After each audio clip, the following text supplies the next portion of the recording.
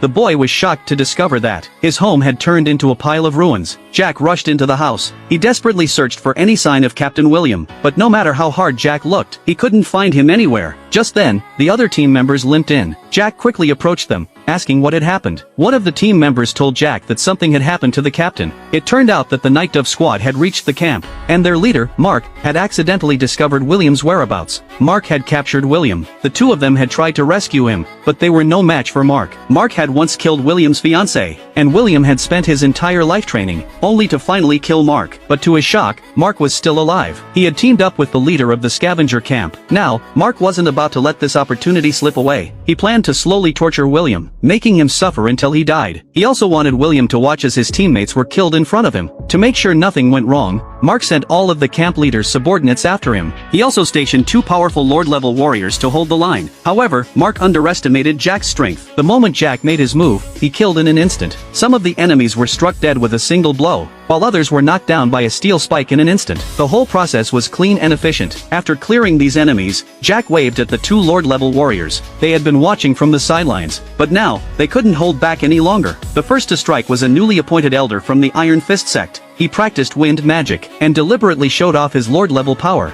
walking as though he were floating in the air. But Jack wasn't just ruthless, he was also very smart. In the split second when Jack attacked, he crushed a poison pill hidden in his fist. The elder from the Iron Fist sect had no defenses, and inhaled the poison into his body. When he tried to use his energy to counterattack, he realized too late that he had been poisoned. The next moment, Jack delivered a fatal blow to him. After killing the elder, Jack's rage and battle intent pushed him to breakthrough, reaching a higher elite level strength on the spot. The remaining Lord-level warrior was the deputy commander of the Night Dove squad. He cursed the Iron Fist sect members as weaklings, but he was also shocked by Jack's methods. He immediately swallowed an antidote pill. Like Jack, he practiced body cultivation, but he was 2 levels higher than Jack. He thought it would be easy to defeat Jack. What he didn't expect was, Jack didn't follow any rules in battle. He first used his head to slam the enemy, making him see stars, then closed in for hand-to-hand combat. Jack bit off his opponent's ear. In that moment, when the enemy began to lose it,